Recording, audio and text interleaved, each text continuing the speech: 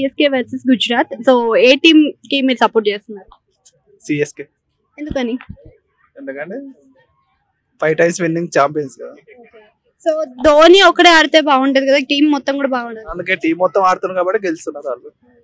Gujarat side చూసుకున్నట్టయితే నిన్న match win అయిపోయింది.